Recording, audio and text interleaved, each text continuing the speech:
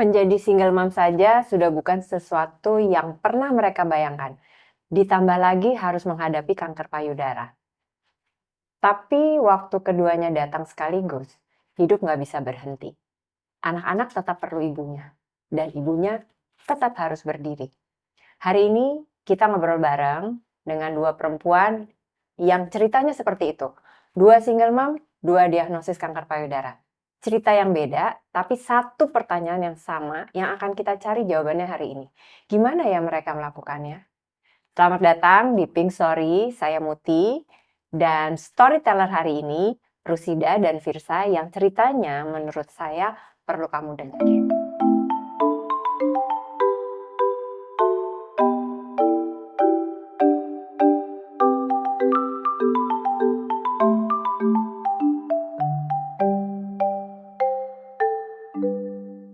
Hai Firsa, Rusida. Thank you banget teman-teman. Ini Rusida dan Firsa juga selain survivor Love Pink, mereka berdua juga Pink Squad-nya Love Pink. Jadi terima kasih sudah ketemu di set Pink Story hari ini. Sama-sama. Kita mau ngobrol-ngobrol tentang single mom ya, kan kamu berdua kan single mom.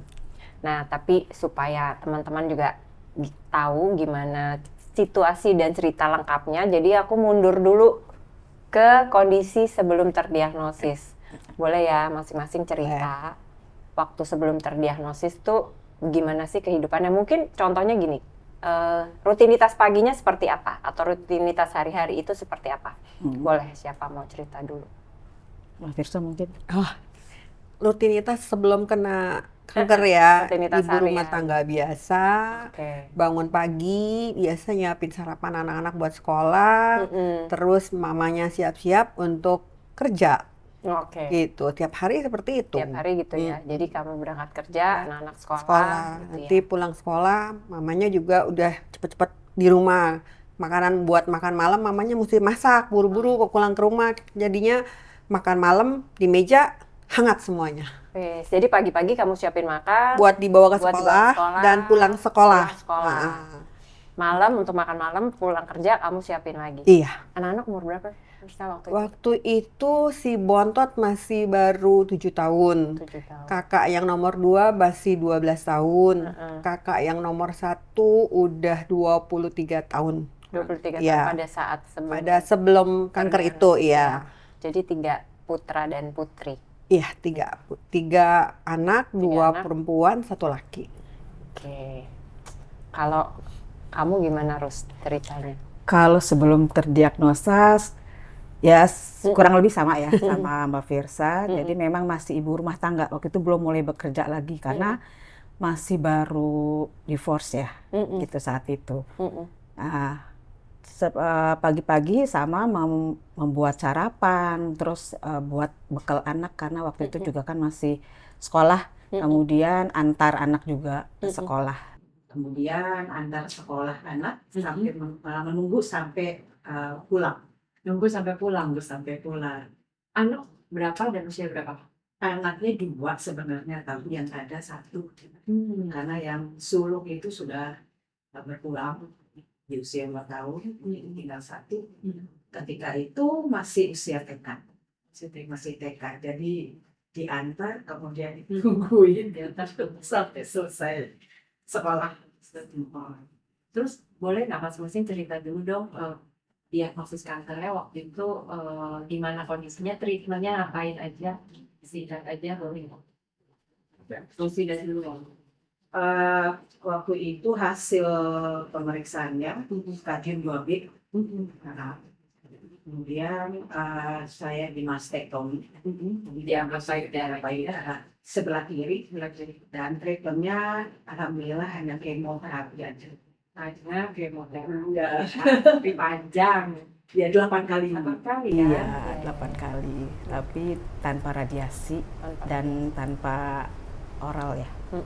Tanpa obat ya? Tanpa obat, betul. Kalau kamu?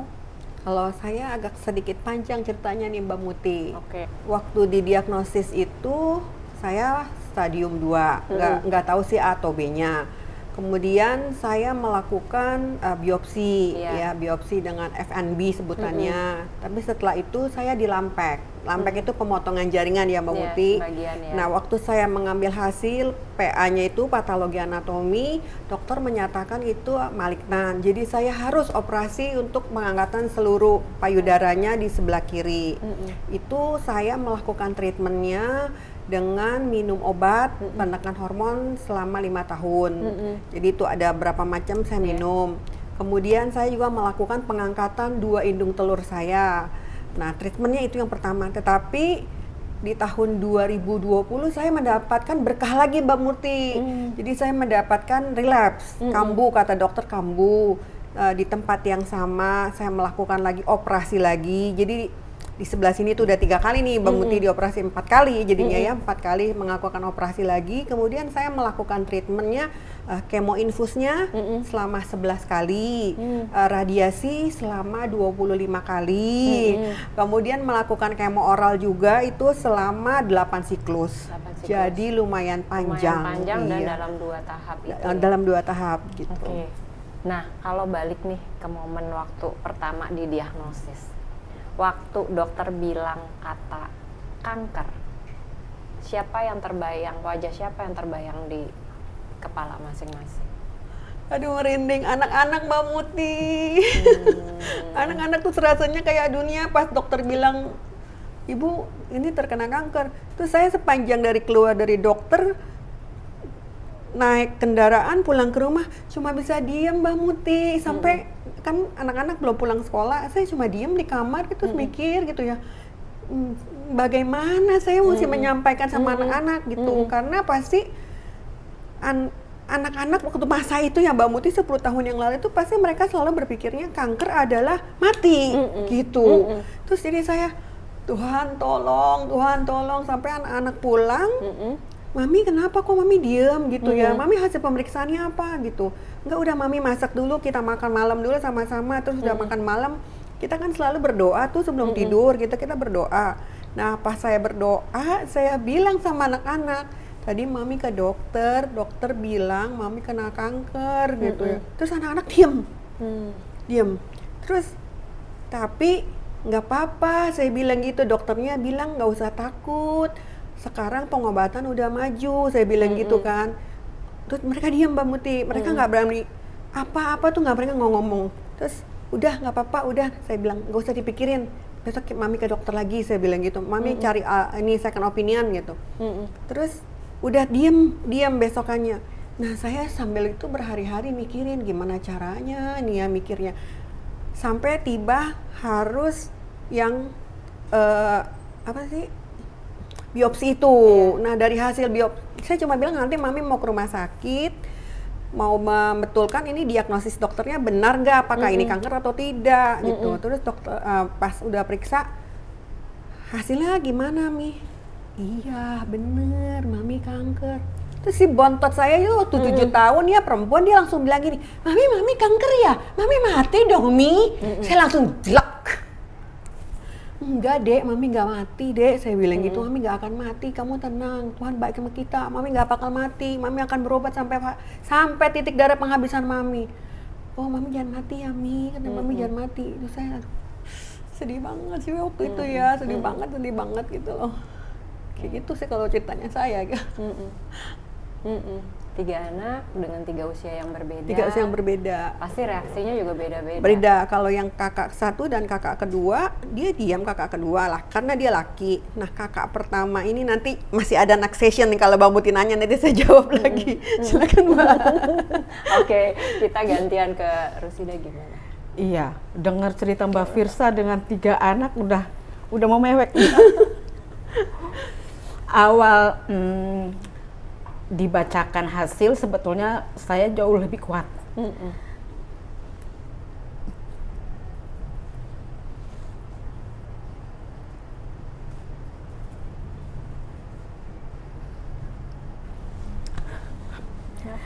Justru pada saat saya mau melakukan bone scan, itu baru terlintas bagaimana nasib anak saya. Kalau terjadi apa-apa sama saya, gitu. Meskipun mungkin dari pihak keluarga ada tante juga kan yang terdiagnosis kanker payudara ya, dan berhasil. Ada yang berhasil dan ada yang tidak gitu. Tapi kan kembali lagi semua juga tergantung kondisi kita ya, gitu. Jadi tetaplah yang terbayang, apalagi pertama saya baru kembali lagi ke keluarga saat itu. Dan yang kedua, saya belum lama juga divorce kan, jadi masih yang adaptasi antara anak saya dengan keluarga gitu. Makanya jadi terpikir bagaimana dengan anak saya ke depannya gitu. Sementara kan belum dekat dengan keluarga saya kan waktu itu. Jadi itu sih, jadi cuma itu jadi titik balik pada akhirnya. Karena saya sempat dibawa ke dokter, tapi dia memberikan semangat, maksudnya memberikan secara spiritualnya lah justru, meskipun profesinya seorang dokter gitu ya. Jadi saya diminta banyak zikir justru dari seorang dokter gitu, baca surat-surat pendek dari Al-Quran gitu. Itu yang harus saya lakukan supaya saya jadi lebih kuat, lebih semangat gitu. Nah setelah itu saya lakukan itu, malah menjadi titik balik semangat saya untuk bisa sembuh gitu. Dan saya berusaha untuk tidak stres, karena kalau saya stres pasti kan nanti impact-nya banyak ya, yang tensinya mungkin tinggi, malah operasinya tidak berjalan lancar gitu. Ya itu jadi yang awalnya bingung tapi akhirnya berusaha, karena kalau bukan dari diri kita sendiri kan siapa lagi. Kalau orang di luar sana kan cuma bisa kasih satu kata semangat aja ya, tapi kan kita yang menjalani. Jadi memang harus kita yang membalikkan kondisi itu gitu. Luar biasa, nggak mudah ya, nggak mudah banget gitu. Tapi aku tuh tertarik tadi Rusida bilang ini tuh jadi titik balik. Terus aku nggak mau ini jadi stres, karena stres nanti mempengaruhi proses kesembuhan kita gitu ya. Nah, boleh nggak waktu itu apa sih yang kamu lakukan untuk meminimalkan stres atau menyiasati kondisi yang saat itu kan pasti nggak mudah. Buat kamu sendiri apa yang kamu lakukan?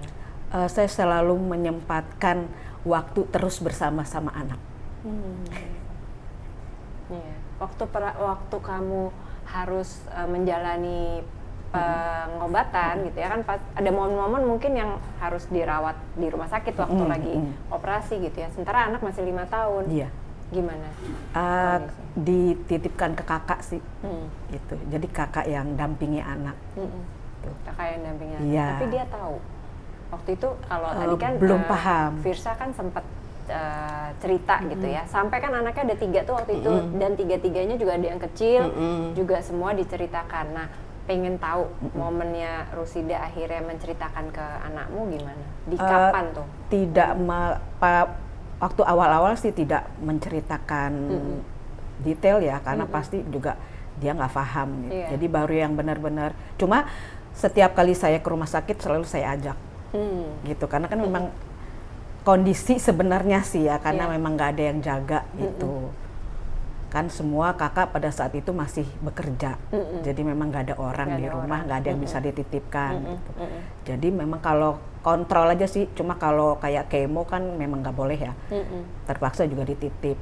Jadi selama saya masih kondisinya memungkinkan bawa anak, pasti saya bawa gitu, biarpun dari pagi sampai kadang-kadang sampai sore jam 5 baru dipanggil dokter gitu ya, itu tetap dibawa. Dan alhamdulillahnya dia juga bukan tipe anak yang gampang rewel.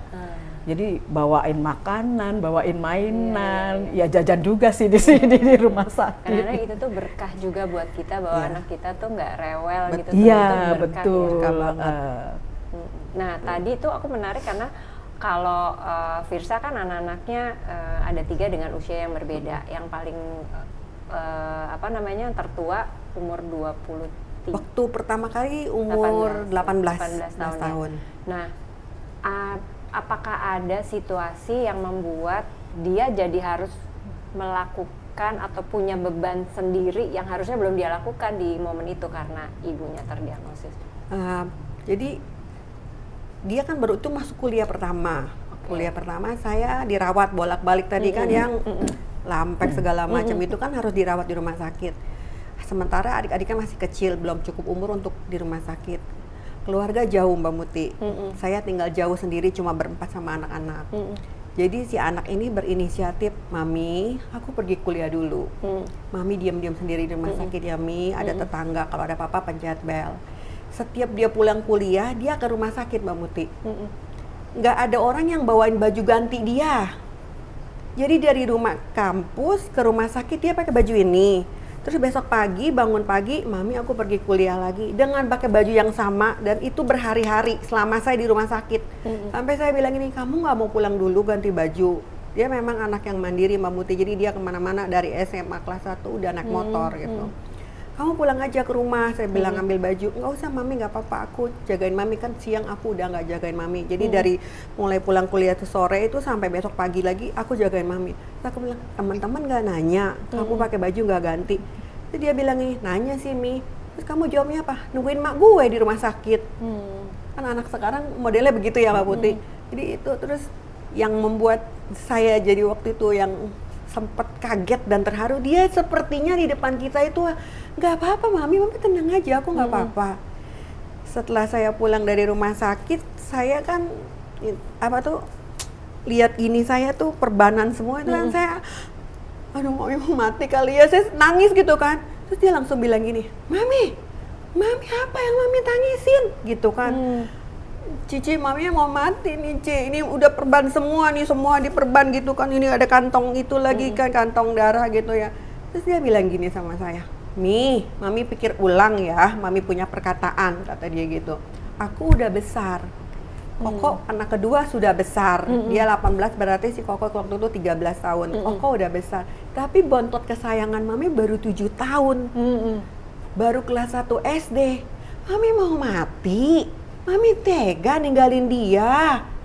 Terus langsung saya, ya Tuhan maaf gitu ya, aku sampai kok kayak gini jadi orang tua. Terus dia bilang gini, Mi, aku pergi kuliah, Mami tolong ya merenung. Aku udah gak mau denger lagi Mami ngomong mati, kata dia bilang gitu. Mulai hari ini dan seterusnya Mami akan panjang umur, kata dia bilang gitu. Mami harus nungguin aku nikah, punya anak seperti mama saya kan begitu. Sampai dia udah umur 18, Mami masih hidup. Aku maunya Mami seperti Omah, katanya. Mami harus dampingin aku menikah, cariin baju pengantin, beliin semua perusahaan nikah aku, segala macem. Terus aku langsung, Tuhan aku udah salah gitu. Nah tapi ternyata di balik semua itu Mbak Muti, dia menyimpan sesuatu ketakutan yang sangat luar biasa. Saya taunya waktu saya udah selesai ini pulang ke rumah, saya beres-beres lemarinya dia. Saya menemukan amplop map coklat gitu. Lalu saya buka, loh YKI, lambangnya YKI dia. Terus saya lihat dia ternyata melakukan pemeriksaan dini untuk badan dia sendiri. Dia periksa payudara, dia periksa serviks dan segala macem. Terus saya nggak berani bertanya sih, saya pikir nih anak sudah ketakutan luar biasa gitu. Terus tapi saya tanya gini, Ci, kamu ngeliat Mami nggak punya ini gitu, kamu takut nggak sih? Gitu. Adalah Mam sedikit bohong kalau aku nggak ada gitu. Dia bilang gitu. Terus dia bilang gini, Mami udah sehat kan? Udah. Jadi dia waktu itu masih kuliah, dia ada bekerja sama dengan Love Pink, kalau apa yayasan kanker mana gitu. Dia bilang, Mi, aku membuat gerakan deteksi dini kanker payudara. Dia bilang gitu dengan kampus di mana waktu itu dia bilang gitu. Mami bangkit yuk, dia bilang, dengerin orang-orang, dia bilang gitu, supaya Mami jangan terkurung di dalam rumah terus merenungi nasib Mami, dia bilang gitu. Terus saya bilang iya. Terus baru saya tanya tadi yang dia punya surat pemeriksaan itu. Terus saya bilang gini, Cici melakukan pemeriksaan ini ya Ci? Iya dong Mam, dia bilang kalau mamanya udah gini, aku nggak boleh kayak Mami, aku harus deteksi dini, dia bilang gitu. Terus saya bilang iya. Saya kalah sama anak saya. Jadi anakmu yang tadinya cemas, kan tadi di awalnya itu kan sumber cemas yang dipikirin anak, tapi ternyata anak yang malah lebih memotivasi kuat kamu. saya. Iya. Dulu puji Tuhan banget ya, jadi saya malu banget gitu ya. Ya itulah titik baliknya saya, karena anaknya sendiri lebih tegar dibandingin saya yang tadi aduh mati deh gue nih kena kanker. Ternyata anaknya nggak gitu. Saya bersyukur banget punya anak yang Ya dia pasti ada satu ketakutan, Iya. kalau maminya kanker, gue kanker nggak? Anak sekarang kan pinter ya Mbak Muti, ya dia langsung Google Langsung kanker cari itu sendiri. apa, apakah itu penyakit menular, apakah itu penyakit apa gitu kan, wah keturunan gitu kan. Tapi waktu itu dia masih bilang gini, di keluarga aku cuma mami yang sakit kanker, nggak ada orang sakit kanker, dia bilang kayak gitu Ibu. Tapi itu waktu itu belum terbuka rahasia itu Mbak Muti, jadi saya masih bilang ini salah Tuhan. Kok saya sendiri yang kena kanker di keluarga yang sedemikian banyak. Tapi ketika saya kembali ke rumah, saya baru tahu ternyata nenek, tante saya, baru mami ketahuan kita berempat itu terkena kanker payudara. Jadi itu penyakit. Nah itu membuat si anak lebih aware lagi. Jadi dia bilang begini, ketika itu saya sudah di Love Pink kan, Mi, kalau misal ada gerakan Love Pink yang membolehkan keluarganya untuk diperiksa, aku mau periksa. Setahun sekali, iya nggak apa-apa. Karena mami sudah begitu, kita mau deteksi dini. Jadi saya punya anak yang mamahnya ini nih, apa namanya, yang kenyi gitu ya, bahasa Betawinya mamanya yang sedikit-sedikit kolokan gitu ya, aduh mami gini, aduh gitu. Ternyata anaknya yang luar biasa, puji Tuhan. Judul kita kan apa namanya, bukan kemo yang aku cemaskan, gitu ya. Kecemasan paling utama kalau Rusida apa? Kecemasannya ya itu kalau relate kan, judul itu relate. Relate banget. Kemarin udah nanya relate. Oke. Tapi utamanya apa kalau di kamu? Utamanya kalau pengobatannya nggak berhasil kan berarti saya harus meninggalkan anak saya. Itu aja sih. Jadi yang saya khawatirkan seperti tadi, karena saya baru divorce, sementara juga saya baru balik ke keluarga gitu kan. Anak saya kan belum terlalu dekat gitu dengan keluarga saya. Jadi ya yang saya pikirkan bagaimana ya nanti ke depannya, apakah dia nyaman gitu, dengan keluarga saya gitu. Meskipun mungkin pasti mereka juga menyayangi anak saya lah ya gitu kan, nggak mungkin nggak ponakannya sendiri nggak disayang gitu. Tapi kan tetap ya kembali lagi, karena dari awalnya kan, dari kecilnya kan memang udah selalu bersama sama saya gitu. Nah, jadi mungkin ini ya, ini pertanyaan agak sedikit. Makanya bersyukur nih, malah yang penyemangatnya anaknya. Jadi saya mikirnya gini sih, Mbak Muti, pertamanya diri saya sendiri dan punya cerita unik tuh dengan drain itu. Kenapa? Gimana? Jadi potong dulu sebentar ya. Jadi ceritanya karena harus fight sendiri nih gitu kan. Jadi harus gembira gitu kan, supaya pengobatan lancar. Nah, pada saat setelah operasi, ditengoklah sama ponakan nih, ponakan dari jauh dari Kalimantan kan, ngobrol sambil ketawa-ketawa sampai suster juga bingung, ini sebetulnya habis operasi apa bukan sih, ini kamar yang ini gitu kan. Nah kebetulan rumah sakitnya posisinya dekat dengan kayak supermarket gitu.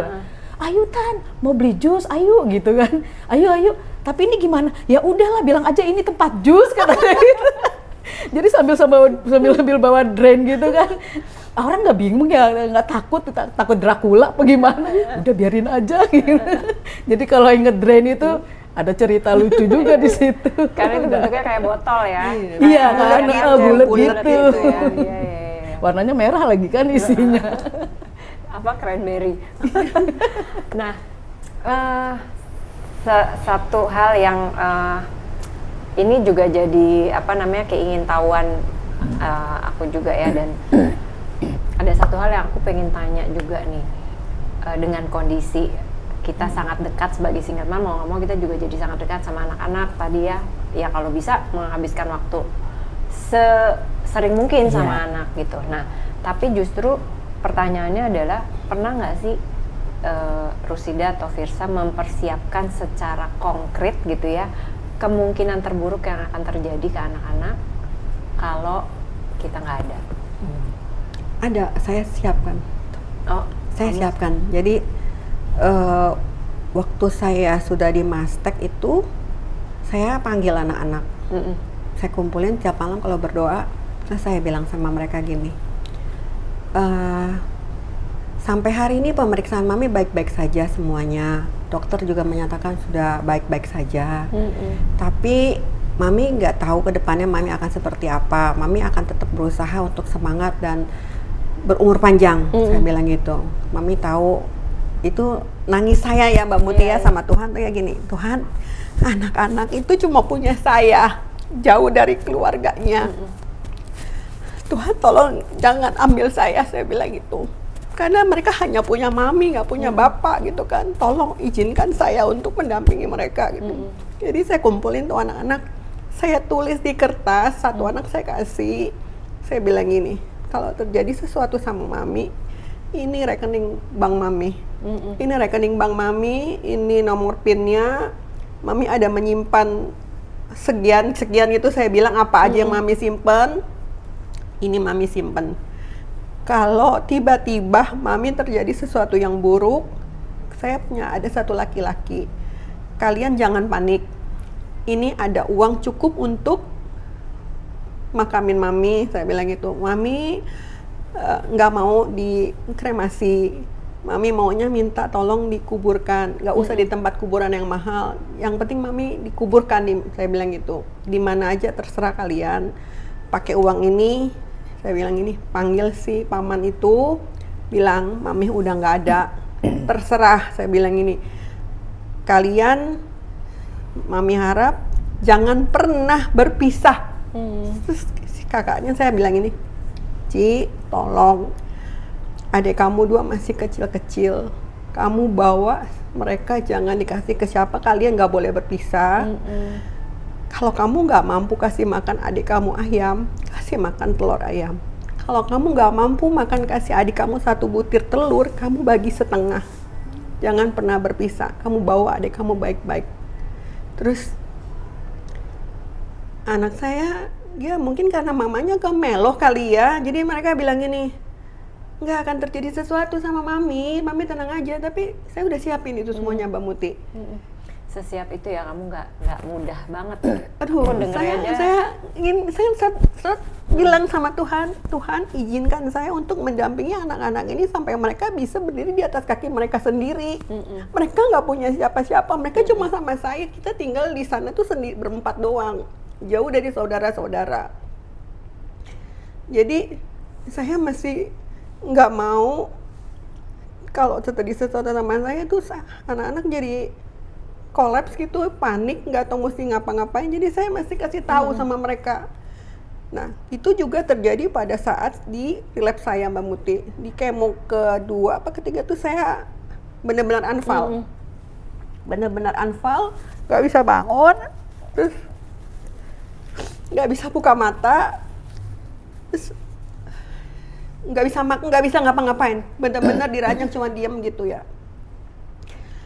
Anak manggil, Mi, makan yuk, Mi, minum, nggak bisa. Saya sampai gini, Tuhan, ini udah waktunya saya, saya gituin. Ini udah waktunya saya ya Tuhan untuk menghadap kamu. Tuhan, maaf ini sedikit agak melenceng ya. Kalau Raja Hizkia pernah minta sama Tuhan 15 tahun, Tuhan. Dan Tuhan kabulkan itu. Saya mohon Tuhan kabulin doa saya hari ini juga Tuhan. Saya bilang, saya mau beriman seperti Hizkia Tuhan. Terus saya bilang lagi, saya kumpulin anak-anak udah pulang kuliah dan di rumah. Saya bilang sama mereka, Mami nggak tahu, Mami bisa bertahan atau enggak. Rasanya Mami kemo yang ini Mami nggak bisa bangun. Saya bilang Mami udah benar-benar nggak punya kekuatan lagi. Sampai Mami mau ngomong aja udah nggak bisa nih. Saya bilang gitu, Mami nggak bisa ngomong. Tapi Mami udah siapin di handphone Mami. Buka, Mami nggak pakai PIN, dia ada di catatan. Seperti yang pertama kemarin Mbak Muti. Ini nomor rekening, banknya kan udah pindah gitu. Ini nomor rekening, ini PIN-nya, ini ada uang dan apa segala macamnya di situ. Seperti yang dulu pernah Mami bilang, kalau terjadi sesuatu sama Mami, kalian jangan panik. Saya bilang gitu. Masih ada asuransi buat kalian, saya bilang. Uang kan bagi rata. Cici sekali lagi tetap Mami pesen, jangan pisah sama adik kamu. Kamu tetap bawa. Kalau nanti satu hari mereka mau berkeluarga, kamu gantiin Mami untuk dampingin mereka. Jangan pernah dipisah-pisahin atau kamu tinggalin mereka, saya bilang gitu. Kemanapun kamu pergi, kalau mereka belum mampu untuk berdiri di kaki sendiri, tolong bawa, saya bilang gitu. Jadi pernah Mbak Muti saya lakukan itu. Terima kasih udah sharing ya, Firsa. Bukan momen yang mudah untuk semua orang, tapi kamu luar biasa. Harus dibagikan. Kamu punya momen itu? Mungkin saya nggak sekonkret Mbak Firsa ya, karena kan usianya masih 5 tahun gitu. Jadi hanya bisa berserah dan saya serahkan juga ke keluarga. Gitu. Ya nggak bisa apa-apa karena memang saat itu merupakan titik terendah saya. Gitu. Saya jadi memang flashback sedikit. Perjanjiannya dengan mantan suami waktu itu kalau hamil anak kedua saya kan dilarang bekerja gitu. Jadi berjalannya waktu ya sampai pada akhirnya divorce ya saya memang belum bekerja gitu. Dan benar-benar nol, tidak ada tabungan, asuransi juga sudah tidak ada karena pada saat 4 tahun itu anak saya pernah terdiagnosis epilepsi. Jadi yang sempat bolak-balik ke rumah sakit gitu. Jadi sampai asuransi pun diuangkan. Jadi benar-benar nol, jadi saya nggak bisa pesan apa-apa, hanya menyerahkan ke keluarga aja. Kalau ada apa-apa terserah keluarga, dan saya yakin pasti keluarga akan bertanggung jawab terhadap anak saya gitu. Dan setelah dia dewasa sih baru ya harus mandiri, intinya sih gitu aja gitu ya. Karena usia kan kita rahasia Tuhan ya, kita tidak tahu siapa yang lebih dulu gitu. Jadi memang dari setelah dia mengerti kondisi mamanya, ya mulai kelas 5-6 SD gitulah ya, ya harus bisa mandiri, itu aja sih intinya. Karena mungkin beda ya Mbak Muti, anaknya Mbak Rusida kan masih kecil, anak saya kan waktu itu udah yang besar aja udah 18 tahun, tambah kemarin relapse di 23 tahun, jadi dia udah lumayan cukup udah besar, udah mengerti tentang hidup itu seperti apa gitu. Nah dengan perjalanan kanker sebagai single mom ini, support atau dukungan seperti apa sih sebenarnya yang waktu itu ya, ini kan jadi flashback lagi, yang waktu itu tuh dirasakan memang membantu di situasi kamu sebagai single mom? Bentuk dukungan yang seperti apa? Support secara ini sih ya moral ya terutama ya. Jadi kita diberi ruang juga untuk masih tetap beraktivitas, bekerja seperti biasa gitu. Karena kan kalau saya sendiri kan memang harus nggak ada jalan lain. Karena untuk membiayai anak kayak kan nggak mungkin kita bergantung orang lain terus, meskipun mungkin keluarga nggak masalah ya, tapi kan nggak mungkin kita akan terus bergantung sama orang lain, dan juga memberikan contoh ke anak juga kan gitu. Memberikan contoh ke anak ya. Itu juga jadi satu kalau boleh dibilang satu pijakan ya untuk terus berdiri, benar nggak sih? Iya. Kalau saya menganggapnya kita memberikan jadi kan tuh anak-anak kekurangan satu figur Mbak. Iya betul. Dia tidak melihat satu figur seorang ayah yang setiap hari bekerja, berusaha. Jadi saya bekerja untuk memperlihatkan kepada mereka bahwa mami sebagai ibu tetap melakukan pekerjaan saya, masak, makan, bawa pergi kuliah gitu, bekal kerja tuh tetap.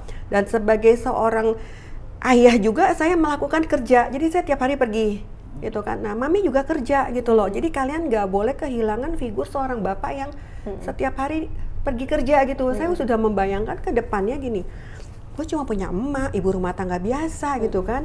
Di sininya gue nggak ada nih figur bapak yang tiap hari pergi gitu ya, kerja terus pulang dengan kerjaan yang gimana-gimana gitu, dengan emosinya atau apa. Jadi saya melakukan dua itu. Saya bilang sama anak-anak gini, seharusnya kalian nggak boleh kekurangan satu figur bapak, karena mami melakukan dua figur itu sekaligus, saya bilang gitu. Jadi nah, sewaktu saya mulai yang relapse itu, yang kedua, si kakak yang pertama itu udah 23 tahun, jadi dia mengambil alih tuh Mbak. Mengambil alih, saya bilang ini, kayaknya mami udah nggak bisa kerja. Saya bilang ini, Tuhan udah kasih mami waktu, kanker sampai 2 kali begini, dan mami harusnya udah mulai beristirahat nih. Saya bilang itu. Tapi kita harus hidup. Gimana ya caranya? Terus kakaknya bilang, aku ambil alih, Mami udah gak usah khawatir. Aku sambil kuliah, aku sambil kerja. Dia bilang kayak gitu, Mami tenang aja. Terus saya pikir gini, anak kuliahan apa yang bisa dapat duit buat nopang rumah tangga ini? Saya bilang gitu. Mami cuma tugas satu, berdoa. Iya. Doa ibu menembus langit. Katanya, oh ya udah deh. Udah saya percaya. Saya percaya gitu. Dan iya, saya percaya bahwa Tuhan pasti buka jalan gitu aja. Dan itu memang terjadi, Mbak Muti. Jadi kan waktu saya lihat itu kan zamannya COVID ya. Dan dia bekerja sebagai sekretaris di konsultan batubara, di mana semua perusahaan adalah kolaps. Dia sebagai asisten pribadi ya, jadi PA gitu kan. Bosnya orang Cina asli, dia berbahasa Mandarinnya sedikit-sedikit, Inggris fasih. Bosnya bilang gini, kamu kan kantor WFH nih, udah saya kasih kamu biaya untuk sekolah Mandarin full. Dia bilang, kamu belajar bahasa Mandarin supaya saya bisa berbahasa Mandarin sama kamu lebih lancar. Itu ke satu. Tidak 1 sen pun dipotong gajinya sama itu bosnya. Padahal bosnya nggak ada di Indonesia dan dia WFH gitu kan. Terus saya kasih pengertian sama si kakaknya itu, saya bilang ini, sini Mami mau kasih tahu betapa Tuhan tuh baik banget. Saya bilang sama kamu, di mana saat itu orang bekerja semua dipotong gajinya, kamu tidak dipotong 1 sen pun, bahkan kamu disekolahin untuk sekolah bahasa Mandarin. Itu artinya apa? Tuhan sayang sama kamu karena Tuhan lihat bebannya kamu sama keluarga ini. Dia bisa bilang gitu kan, karena kamu punya hati di keluarga ini. Jadi Tuhan itu juga nggak menutup mata. Dan ini adalah yang pertama, supaya buat besok hari dia punya pegangan, Mbak Muti gitu loh, buat punya pegangan. Kalau Mami berdoa yang menembus ke surga, dia bekerja dengan sungguh-sungguh, terus dia punya hati untuk keluarga, Tuhan tahu dia mau membiayai Mami dan kedua adiknya serta diri dia sendiri, pasti Tuhan cukupkan gitu loh. Dan sampai hari ini Mbak Muti, dia tetap terus berjuang buat keluarga ini. Luar biasa. Ya. Luar biasa banget ya. Luar biasa, puji Tuhan punya anak seperti itu. Tapi anak seperti itu juga datang dari ibu. Dari orang tuanya, ya kan? Nah, kan Rusida dan Firsa ini kan kamu berdua kan sebagai Pink Squad. Betul. Ya kan? Artinya pasti bergabung di Lovepink nih waktu awal mulanya. Pengen tahu di titik mana dalam perjalanan dengan kanker kamu ini kamu ketemu sama Lovepink. Terus apa yang beda dukungan di teman-teman di Lovepink dengan yang sudah kamu dapatkan? Aku lagi nih. Kamu deng. Di titik mananya, di mana ya? Sebetulnya pertemuan dengan Lovepink itu memberikan ruang yang berbeda sih buat hidup saya ya. Jadi yang pertama itu punya label yang berbeda. Jadi maksudnya gimana tuh? Jadi kalau di keluarga kan kita cuma dibilang anak si bapak ini gitu kan, atau ini ibunya si ini gitu kan. Tapi kan kalau di Lovepink, jadi yang pertama kita punya predikat penyintas, ya. Yang kedua, apalagi sudah mengikuti Pink Squad tadi ya, udah tergabung dalam Pink Squad, akhirnya kita bisa dibilang menjadi seorang penyuluh ya, memberikan edukasi. Itu jadi titiknya. Yang berikutnya ya kalau di keluarga paling cuma keluar kata semangat ya kayak gitu ya. Tapi kalau kita di Lovepink, semangatnya kan cuma tidak hanya sekedar kata semangat, tapi kan juga kita melihat contoh-contoh dari teman-teman. Waktu itu, tapi sorry aku putus, waktu itu kamu ketemu sama Lovepink waktu masih di tengah perjalanan atau baru mulai atau selesai? Udah selesai. Oh, justru udah selesai? Udah selesai kan, 2014 ya. Tapi kan saya gabungnya 2015. Jadi awal tahu Lovepink tuh yang di Balai Kota. Oh iya, 2015-16 ya kalau nggak salah. Itu ya, tahun segitu. Iya, jadi awal mulanya ikut hadir di situ gitu. Baru tapi kan saya 2009 ya. Terdiagnosisnya 2009. Jadi meskipun ini kan menarik ya, artinya kamu sebagai survivor, meskipun ini kan kita bilangnya survivor karena waktu itu udah selesai treatmentnya ya, bukan di tengah perjalanan, tapi kamu masih merasakan dukungan itu hadir buat kamu. Karena selama ini kan cuma dengan keluarga. Iya. Ya kan, belum mengenal dengan sesama survivor lah gitu. Jadi itu. Iya. Ada bedanya nggak sih? Maksudnya gini ya, kan sebagai single mom ternyata aku butuh juga nih dapet support seperti ini gitu. Ada spesifik itunya nggak sih? Atau ada sih spesifiknya. ketemu single mom lain ya juga Iya, jadi kan semangatnya cuma nggak hanya sekedar kata semangat gitu, Iya. tapi apa sih, chemistry ya, lebih emosionalnya Mengalami ya, yang sama. bisa tuker pengalaman gitu. Oh ternyata ada yang lebih, istilahnya lebih pengalamannya lebih berat dari Iya, kita iya, gitu. iya, Berarti kita bersyukur gitu kan. Nah selain itu dengan pertemanan kan sama-sama menyemangati gitu kan, berbagi pengalaman ya, jadi kita dapat solusi misalkan gitu ya, kalau kita suatu saat punya pengalaman yang sama gitu. Selain itu juga kan dengan Loving kita nambah pengetahuan, wawasan. Iya benar. Ujung-ujungnya kan juga kita meningkatkan kualitas diri kita sebagai survivor. Iya. Nah, ini menarik. Mungkin agak melenceng sedikit, tapi aku tertarik soalnya gini. Kalian tadi cerita bagaimana perjuangan kamu berdua sebagai single mom, harus juggling di antara kegiatan rumah tangga, cari menghidupi Cari keluarga, nafkah. Tapi juga sebagai Pink Squad di Loving yang beraktivitas, punya dedikasi, komitmen juga untuk menjadi aktivisnya Loving. Masih ada waktunya? Banyak. Oh, terima kasih. Banyak. Jadi gini Mbak Muti, saya bagi sedikit cerita. Setelah saya selesai di 2015 tuh, Mastek semua selesai. Nah, waktu dalam taraf pemulihan itu saya berdoa, Tuhan, kalau saya diizinkan Tuhan sehat, saya mau berguna buat teman-teman yang sama penyakitnya seperti saya. Tuhan maunya saya kemana? Gitu kan. Terus saya googling Yayasan Kanker Payudara, tapi nggak disebut tuh Loving Mbak Muti. Saya iseng-iseng kanker payudara gitu kan. Terus entah kenapa tuh tiba-tiba ada Loving. Kok Loving sih namanya gitu kan? Kalau YKPI gitu-gitu kan ada tuh Mbak Muti, kok Loving gitu ya. Wah ini kayaknya bukan yayasan kanker nih, saya gitu kan. Terus udah saya catat nih Mbak Muti di kertas.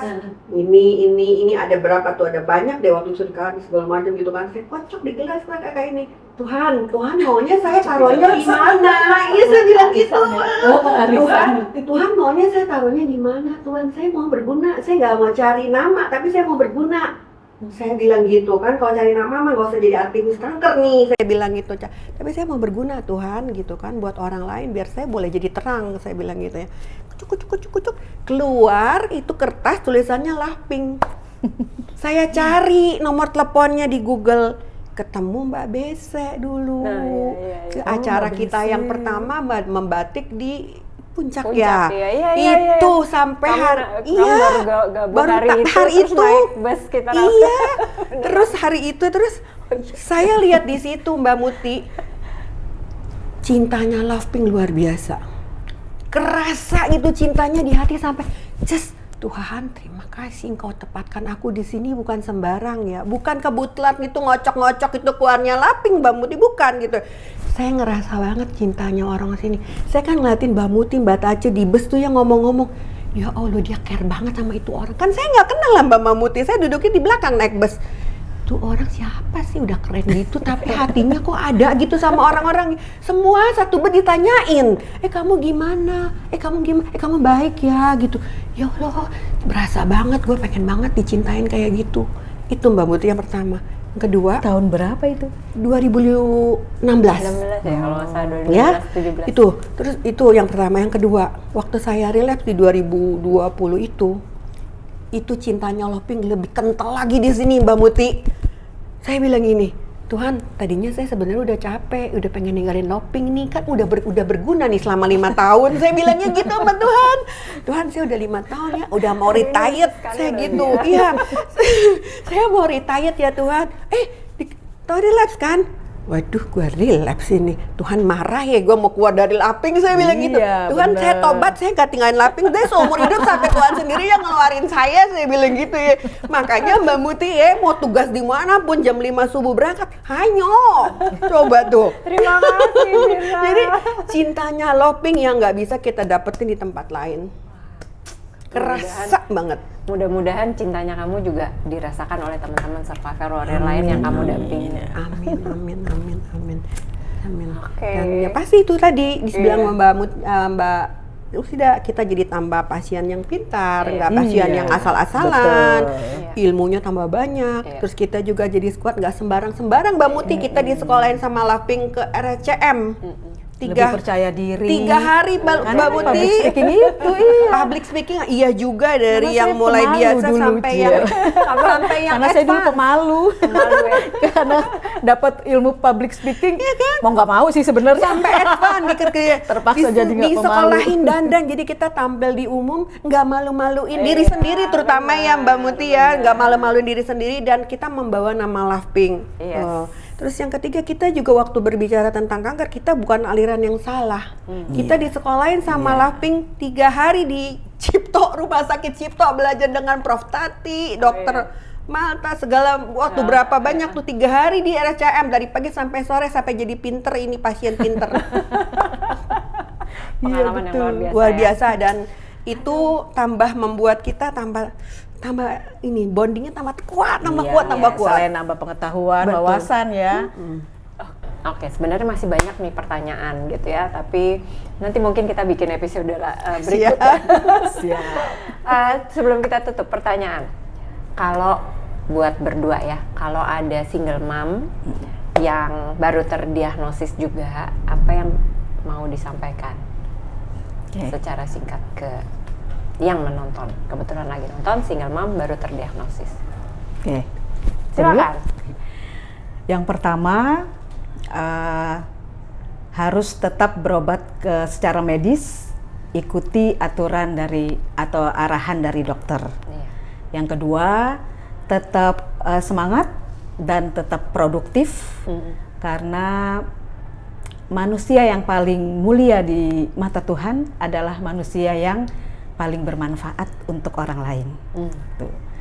Jadi hidup itu tidak hanya materi, tapi yang lebih dibutuhkan adalah bahagia lahir dan batin. Oke, thank you. Terima kasih bagus Sama-sama. banget. Aku nambahin aja, harus bergabung di komunitas yang benar, yang penuh cinta. Oke, thank you. Nah, paling terakhir beneran, buat anak-anakmu sendiri, ya. Kalau suatu saat mereka nonton episode ini, Pink Story ini, kira-kira apa yang paling ingin mereka dengar dari mamanya, Firsa dan Rusida? Kalau udah nyebut anak ya, langsung. Aku dulu aja dah, cuma sedikit aja. Buat anak-anak, Cici, Koko, Dede, Mami betapa bersyukur punya kalian. Bukan Mami yang mementorkan kalian, tetapi kalian bertiga yang mementorkan Mami sampai Mami bisa jadi seperti ini hari ini.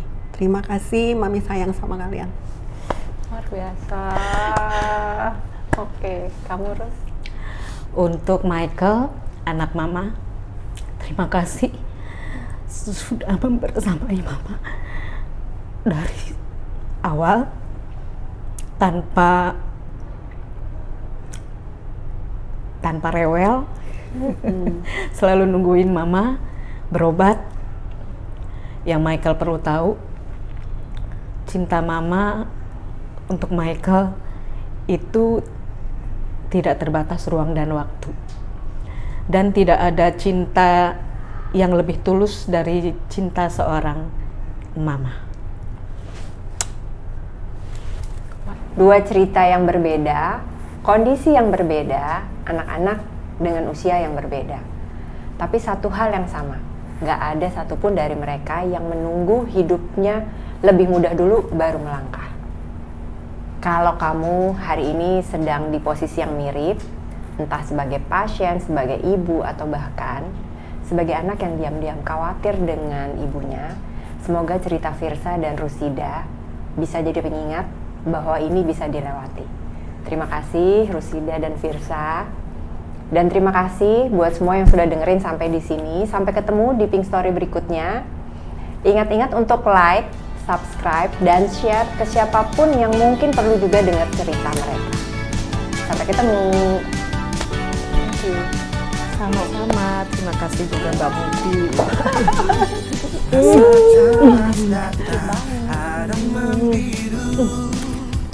Sorry ya.